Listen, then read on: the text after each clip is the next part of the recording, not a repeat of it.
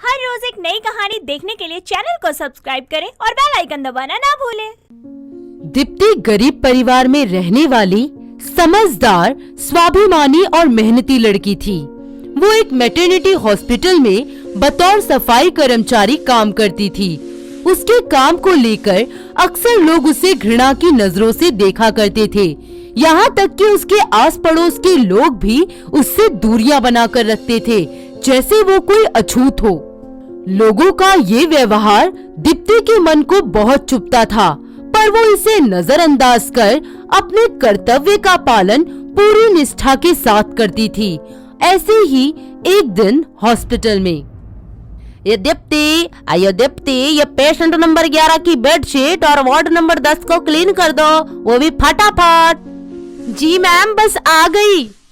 Deepti ward number 10 में हाथ में पोछे की बाल्टी लिए पहुंचती है कि अचानक उसका पैर फ्लोर पर पड़े केले के छिलके पे पड़ जाता है और वो फिसलकर धड़ाम से गिर जाती है और बाल्टी उड़ते हुए एक पेशेंट सुजाता के मुंह पर अटक जाती है और सारा गंदा पानी उसकी ड्रेस पर गिर जाता है और कोई उसकी मदद को नहीं आता। दीप्ति उसके सर से बाल्टी उठाती है। माता जी, मुझे माफ कर देना, गलती हो गई। अरे सर फोड़ दिया मेरा, छी छी। अरे माता जी गुस्सा मत होइए, पता नहीं कैसे उस छिलके पर पैर पड़ गया और ये हादसा हो गया। अरे तुम जैसे लोगों को मुझे अच्छे से सबक सिखाना आता है। इतनी बदबू, अरे बुलाओ डॉक्टर को, इसको तो मैं अभी सबक सिखाती हूँ। मुझ पे पोछे का पानी गिराया। अयो अम्मा, गलती से हो गया, माफ कर दो ना इसको।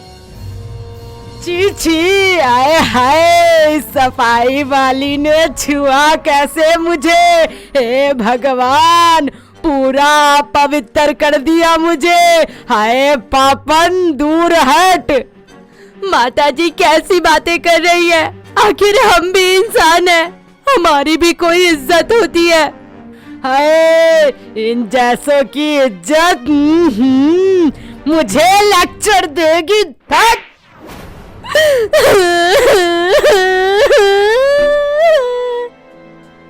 सुजाता दीप्ति की कंप्लेंट कर देती है, जिसके कारण उसे मैटरनिटी हॉस्पिटल से निकाल दिया जाता है।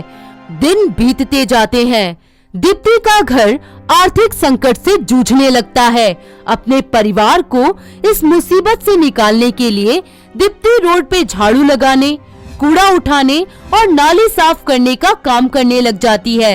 ऐसे ही एक दिन बहुत ज्यादा कोहरा होता है, पर फिर भी वो अपना साफ सफाई का काम कर रही होती है।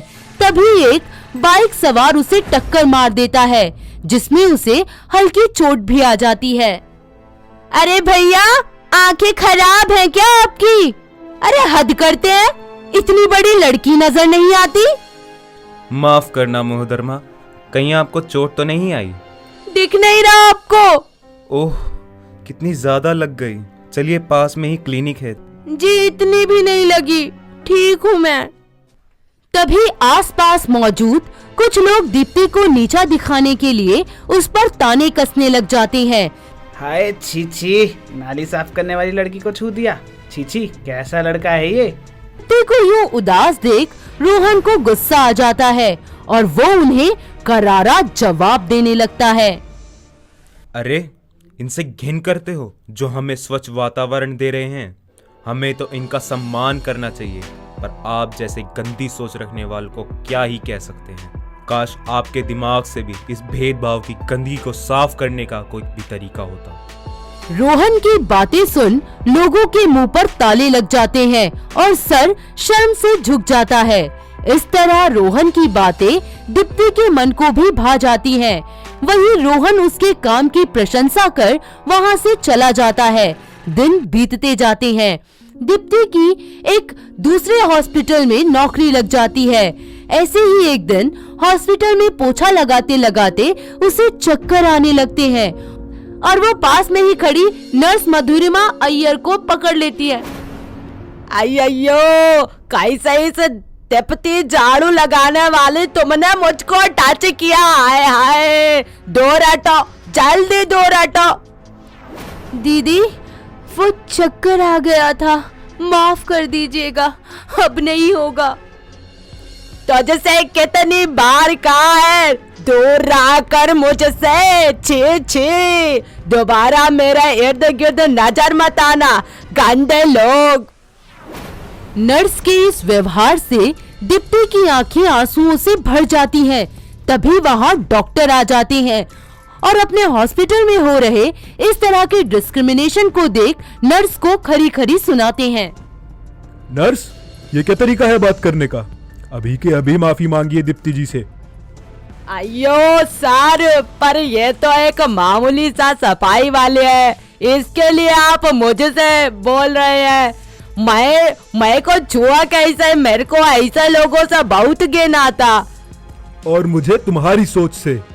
ये तो वॉरियर है हमारे हॉस्पिटल के, इनकी वजह से हम सब आज स्वस्थ हैं।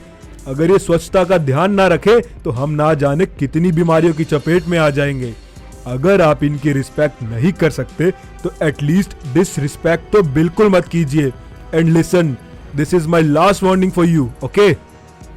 ओके सर, मैं सब समझ गया, दोबारा ये नहीं होगा। सारे दीप्ति। समय बीतता जाता है। एक भयंकर वायरस शहर में दस्तक देता है, जो एक महामारी का रूप ले लेता है, जिसके कारण सभी लोग अपने घरों में कैद हो जाती हैं। हॉस्पिटल में मरीजों की तादाद बढ़ने लगती है। ऐसे में इस वायरस की चपेट में बहुत से स्वास्थ्य कर्मी भी आ जाते हैं।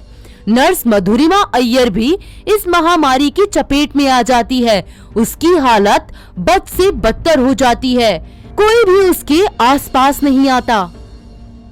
अय्यो मेरा राम कृष्ण मुर्गन, कोई तो कुछ करो। ए भगवान, कितना दर्द हो रहा है मुझे।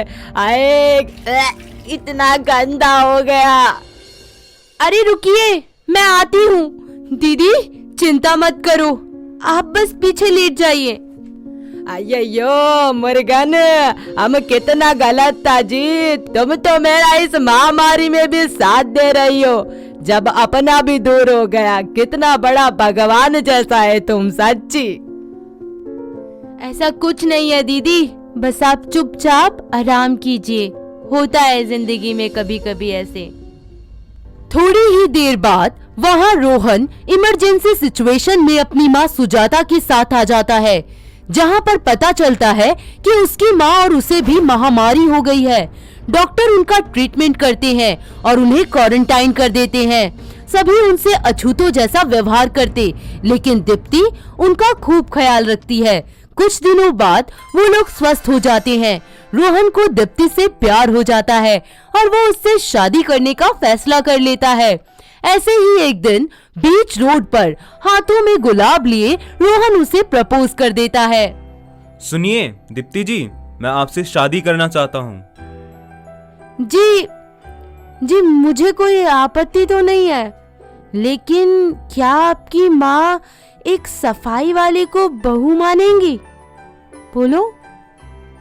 आप उनकी चिंता मत कीजिए, मैं उन्हें मना लूंगा। रोहन अपनी माँ को शादी के लिए मना लेता है और कुछ ही दिनों में उन दोनों की शादी हो जाती है।